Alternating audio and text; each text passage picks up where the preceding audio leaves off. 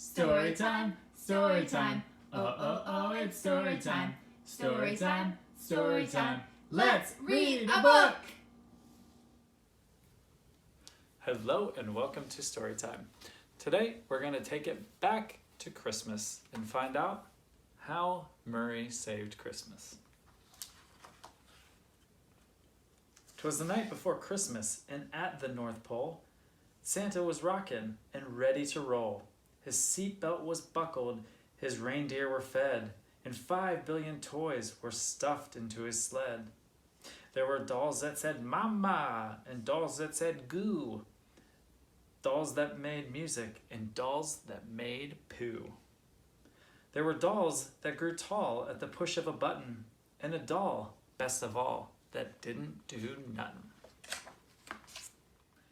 He revved up his reindeer, about to take off, when all of a sudden he heard a small cough. Santa, ahem, could I have your attention?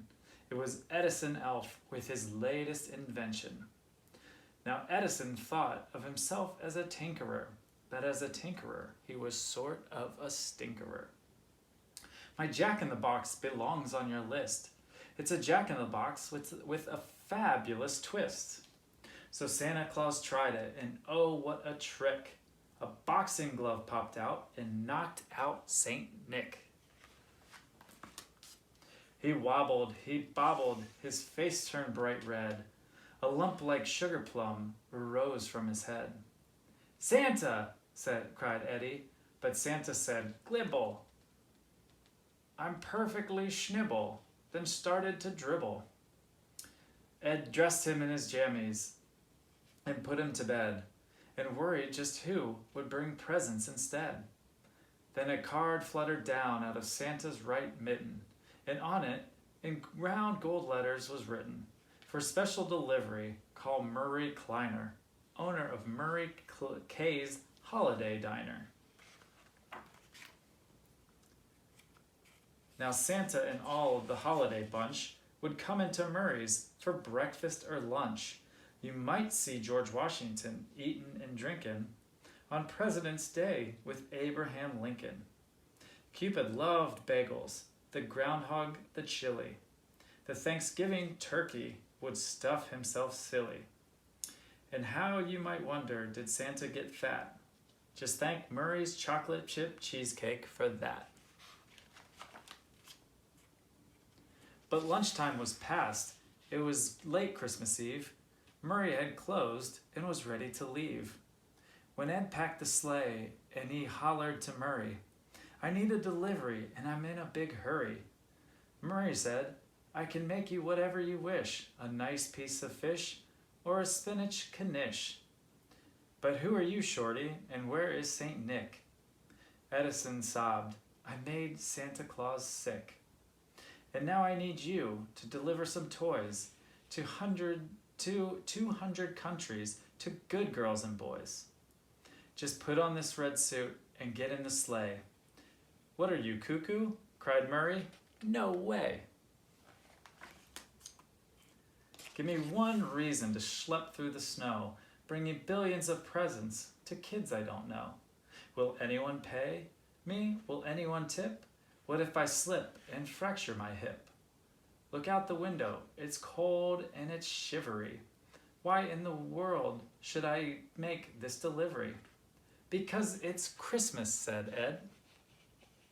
Christmas, you know, it's the one special season when people do good things without a good reason. The grouchiest men will wear musical ties and buy Christmas presents for folks they despise. The cheapest of cheapskates will spend all his money, and people will make fruitcakes from concrete and honey. Christmas works magic, and Edison knew it. You're not playing fair, Murray grumped, but I'll do it. Murray put on the suit. The belly was baggy. The shoulders were saggy. The bottom was draggy. I'm fat, Murray said, but it seems Santa's fatter.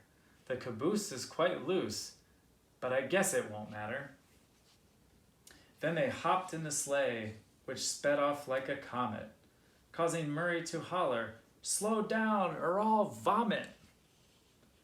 I've just got one rule, but shorty, it's basic. If you go too fast, then I'm bound to get sleigh sick. They made their first stop, Eddie fearing the worst. Murray fell down the chimney and landed tush first. He didn't come back till 2:15, when Eddie cried, "Murray, what happened to you?" Murray shrugged. By the fireplace, kids hung up socks, so I loaded the socks up with bagels and lox. They went to the next house. It didn't go better. Murray got bit by a big Irish setter.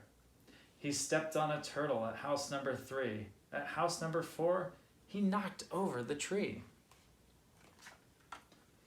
I'm old and I'm cold, and this suit doesn't fit.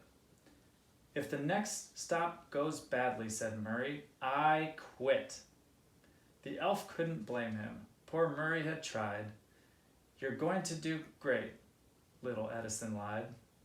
Murray jumped down the chimney and landed so hard, the thud knocked the snow off the trees in the yard. He got to his feet with an oof and an oi, and found himself facing a 6-year-old boy. The boy exclaimed, Santa, and Murray said, where? Oh, right, you mean me. Yes, I'm Santa, I swear. Get a load of this laugh. Ho, ho, ho, Murray chuckled. But just as he chuckled, his belt came unbuckled, and his pants, which were loose, went down straight past his knees. Murray Kleiner was stitched on his silk BVDs. The boy looked perplexed, so he said, please explain why you and your underpants have different names.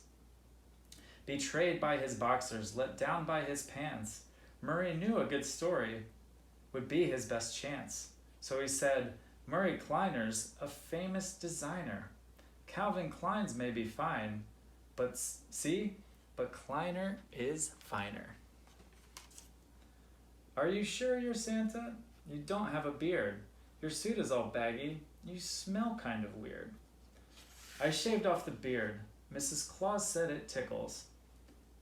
And I went on a diet, club soda and pickles. That should explain why I'm beardless and bellyless. The pickles would also account for my smelliness. So there, I've explained. I've made everything clear. And then the boy asked him to name his reindeer.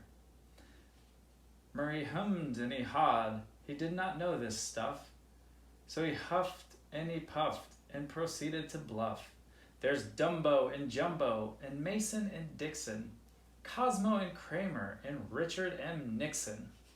Murray looked at him hopefully. How did I do? You're a fake, the boy cried. I guess Santa is too.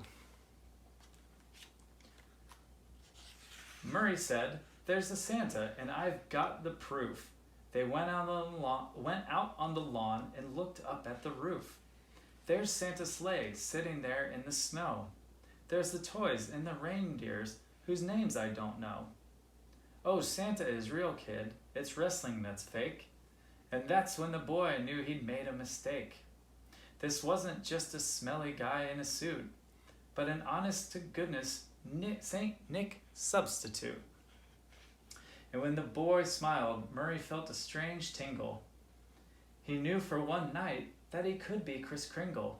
Ho, ho, ho, Murray laughed, and he patted his head, and he fixed him a lean pastrami sandwich with coleslaw and a triple thick chocolate milkshake and sent him to bed. Then Edison asked if he will feel like quitting. Quitting, said Murray. You've got to be kidding. Enough of that talk. We've got toys to deliver. We can't sit around like two humps of chopped liver. From Nome to Rome and from Orps to Atlanta, they handed out presents more quickly than Santa. You did a great job, Eddie said, and he smiled. Tonight you brought presents to every good child. Let's not stop, Murray said. We have time, we have toys. Why can't we bring them to the bad girls and boys? So a kid might be lazy, and he might be a slob. He drives his folks crazy. That's sort of his job.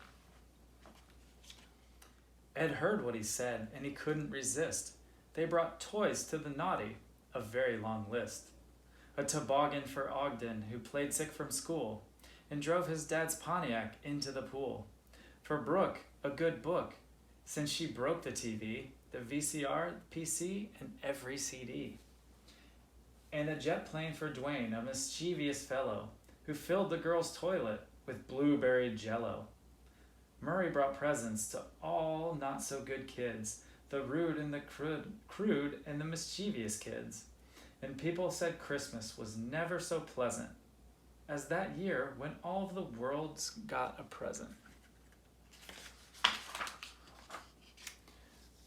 Murray said, well, there's nothing for us in this sack. So he gave Ed a hug, and Ed gave him one back. You know, you're a nice guy, said Edison Elf. Thanks, Murray said. You're not half bad yourself. On lipstick, on dipstick, on Pixie and Dixie, on Cramden and Norton and Alice and Trixie. And Edison said, as they rode out of sight, Merry Christmas, and to all a good night. How Murray Saved Christmas. Story time, story time. Oh, oh, oh, it's story time. Story time, story time. Let's read a book!